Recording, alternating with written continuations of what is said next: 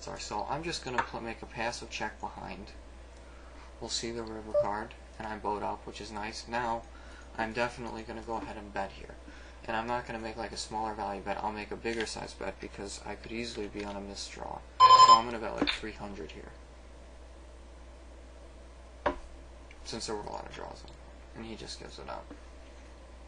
Betting that turn would be reasonable, but I would absolutely have to fold if I was check raised.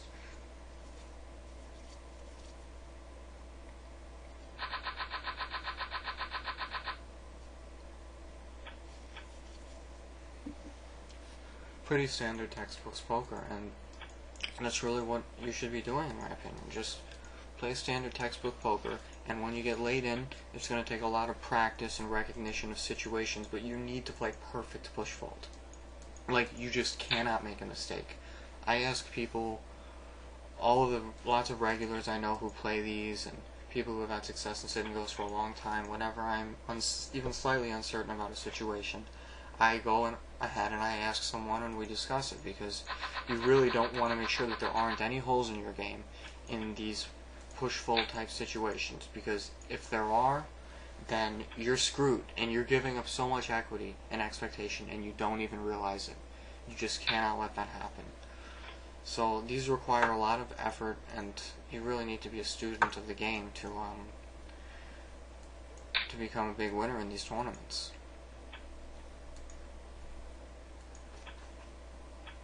It's all about maximizing every little edge. The people who play these and make a lot of money in them just play lots and lots and lots and lots of them.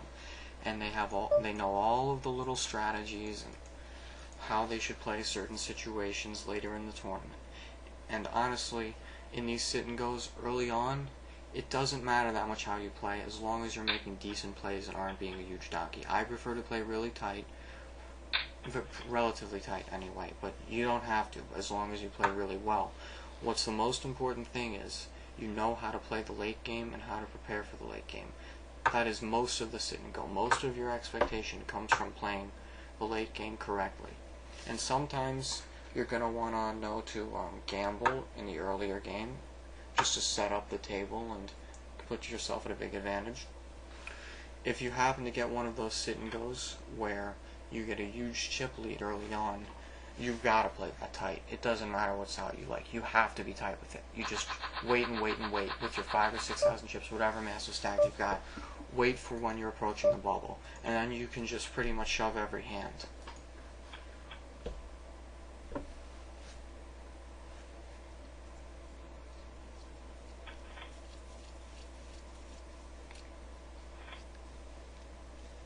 I think I should have had 400, that Jack Queen hand or whatever. Seems more suspicious.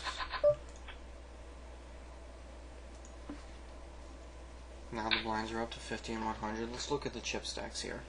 And let's talk about how I think these players are going to play. Winnie Pie, Mr. Smokey.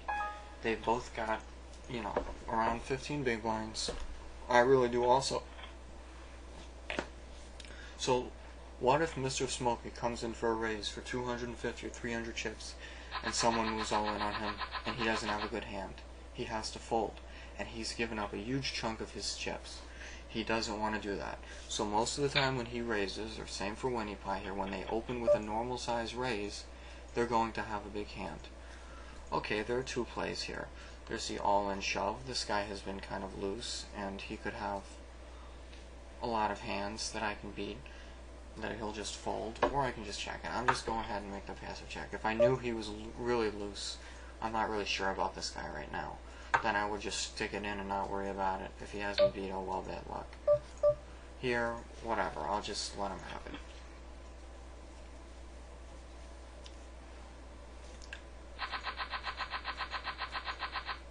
Oh, and a normal raise there is awful.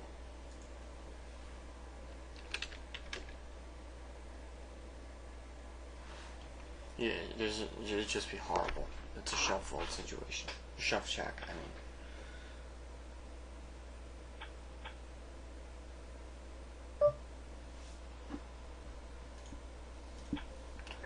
And these players, the regulars I talked about, are familiar with me, although I haven't played with them under this screen name for a while in these sit and goes.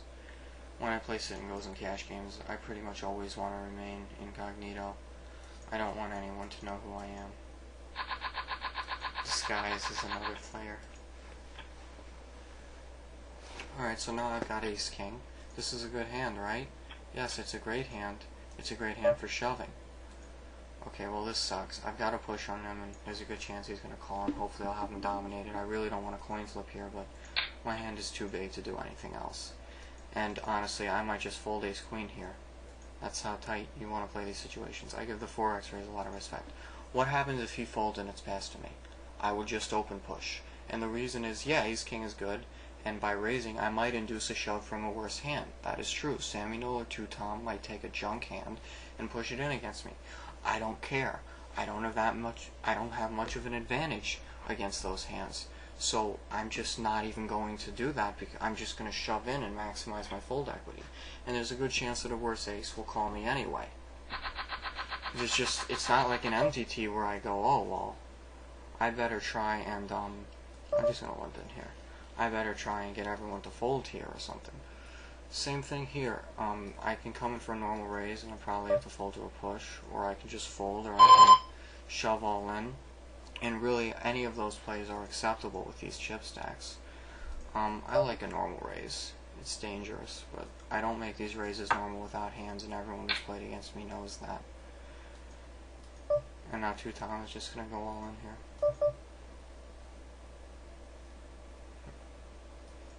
I can't really call. That's the danger of just normal raising. Well, I guess I would have gotten into trouble if I shoved. I think that the best options are a normal raise or a fold.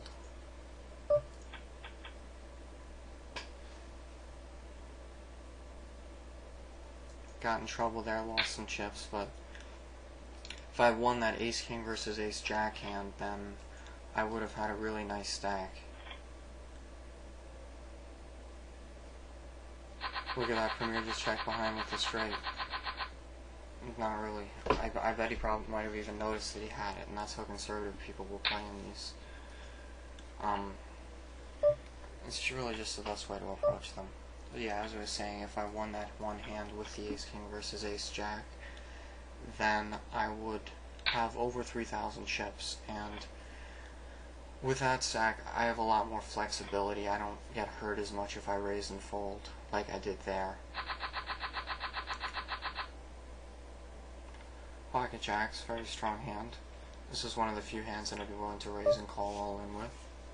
So I'll go ahead and raise. And nothing wrong with taking down the blinds here at all.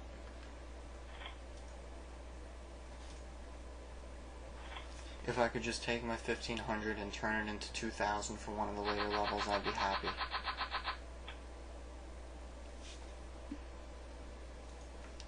See, and I don't really like this. Now that his position is better than mine was, and his stack was a little lower than mine was, I think he could have just open shoved a mid-strength hand there. And if he has a stronger hand, usually raise call, occasionally raise fold a mid-strength hand. You don't want people to be able to shove on you and take the pot away. Alright, so now there's 225 in the starting pot. My M is 7-ish, a little under 7. A little over 6, actually. Yeah, so now people are just going to be pushing all in a lot more. And no one's been eliminated yet, and that'll happen a lot. And then whoever's gotten a few extra chips has a bit of an edge, but it's really not that big at this point. Mr. Smokey hasn't even played a hand. He played one earlier. He just waited there and finally got a decent hand. That call is slightly marginal, but he's only got 10 big blinds, and because he knows the quiet man could be pushing it in there with ace-queen. He could be. He could have ace-queen or ace-jack. That makes maybe ace-jack. That makes Smokey's call good. And if he wins there, he's almost always going to money. That's the key, though. You can double up early, and if you play poorly or just are too loose, you could just lose your chips. And then think about it. If you coin flip early, you're 50-50. You're already 50% to go out. So just imagine how hard it is for these players to consistently get like 40% in the money. 40% in the money is godly, and that's because if you take a coin flip, that's already 50% of the time you're not going to make the money. So that means you almost always have to make the money when you win it. And obviously, in reality, some of these players' edges, the good ones early on, is more than a coin flip to double up. Okay, so I'm just going to fold a7. And at this point, I'm playing push fold. I'm really just never going to open raise anything. If I did, it would be a small open raise for like 350 or 400, but now that the blinds are hitting me, it's just going to be push fold every decision. And yeah, I'm getting short stacked and it's dangerous and I could easily go out. Just have to navigate these situations perfectly. Now that I failed to get chips early on, in the two situations where I kind of needed to. That's a good play. Yeah, it's an overbet, but it's the right play. I really can't call unless I have a real strong hand. Calling is never good in these. You don't want to be the caller unless you absolutely have to. Always better to be the pusher. It's just like a satellite in a way.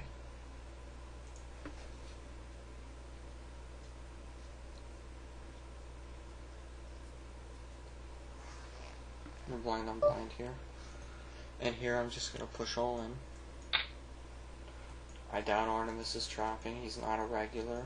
He doesn't seem like a particularly knowledgeable player with regard to sit and go strategy. So, I'm just going to stick it in if he went in. He should have pushed or folded, and I punished him for it. That's it.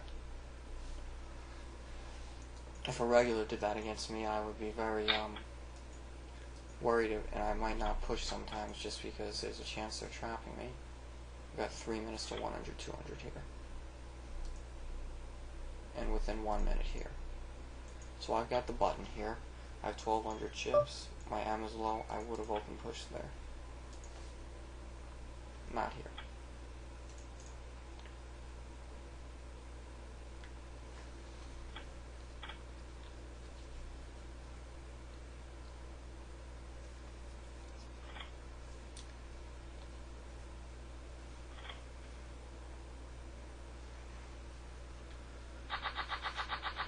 And Two-Tom called a big raise there. He called a 4 times the big blind raise with Queen King. Horrible. Just horrible. Never ever. He should have folded there. There's just no question. Never be the caller. Never put yourself